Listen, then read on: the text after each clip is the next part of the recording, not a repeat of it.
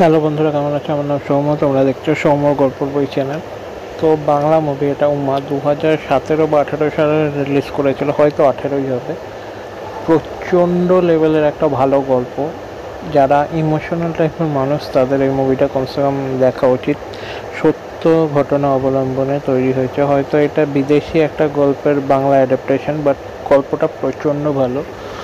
একটি বাচ্চা মেয়ে উমা, তার হয়তো ক্যান্সার রয়েছে, আর 2 মাস তার লাইফ বাকি।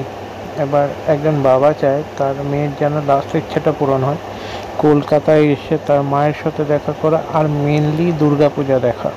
দুর্গাপূজা হচ্ছে অক্টোবর নভেম্বরে হয়, কিন্তু বাচ্চাটি অতদিন আর বেঁচে থাকতে পারবে না, জাস্ট মার্চ মাসেই দুর্গাপূজাটা দেখতে চায়। ওর বাবা আগে বিদেশ থেকে কলকাতায় আসে, সমস্ত অঞ্জন দত্ত বিভিন্ন কুয়ের সাথে দেখা হয়। দেখা করার পর জাস্ট চেষ্টা করে কলকাতার মধ্যে আরেকটা দুর্গাপূজা করে তোলার। মার্চ মাসে তো একটা হাউজিং কমপ্লেক্স ওরা নেয়ও। বিভিন্ন টাইপের চরিত্র আছে সিনেমাটাতে। জাস্ট দুর্গাপুজোকে ফুটিয়ে তোলা মার্চ এপ্রিলে একটা বাচ্চার জন্য, আর একটা বাচ্চার যেন হ্যাপি হয়, মার্চের দুর্গাপূজা দেখতে পারে, লাইফের লাস্ট ইচ্ছেটা পূরণ হয়, সেটার জন্য মুভিটা। সিনেমাতে অনেকগুলো পার্শ্ব চরিত্র আছে। আই থিঙ্ক মুভিটা এতটা দাঁড়াতো না যদি পার্শ্ব চরিত্রগুলো না থাকতো। অঞ্জন দত্ত ডাইরেক্টরের রোলটা করেছে অসম। সায়ন্তিকা ওর অরিজিনাল মায়ের রোলটা করেছিল, কিছুক্ষণের জন্যই রয়েছে, 2-3 মিনিট বা একটা গানে, ভালো। শ্রাবন্তীও ওর মায়ের অ্যাক্টিং করেছে, মেনকার, অসম। আর যিশুরও কিছু বলার নেই, বাবা হিসেবে অসম টাইপের রোলটা করেছে। আমার মনে হয় লাইফের বেস্ট মুভি এটাই। বিশেষ করে এই ছোটো বাচ্চাটির যে রোলটা দেখিয়েছে, এইটুখানি বাচ্চা হয়ে এতটা পরিমাণে ইমোশনাল রোল করতে পারে বা অ্যাক্টিং এতটা পারদর্শী হতে পারে, সেটা ভাবার বাইরে। গল্পটা দেখলে চোখে জল চলে আসবে। সে যত পুরোই পাওয়ারফুল আর হার্ড টাইপের মানুষ হোক না কেন, গল্পটা মানুষকে কাঁদাতে পারে, এইটুকু ক্ষমতা রয়েছে এই গল্পের। গল্পটা দারুণ।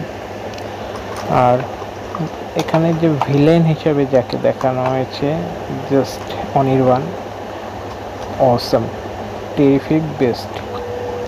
আমার মনে হয় এখানে একটি বিহারি গুন্ডাকে দেখানো হয়েছে, যার হিসাবে আমার মনে হচ্ছিল ওটা বাবুল সুপ্রিয়ই হবে, পারফেক্ট আছে। আর লাস্টে বিভিন্ন হিরো হিরোইনরা ক্যামিও হিসাবে এসছে।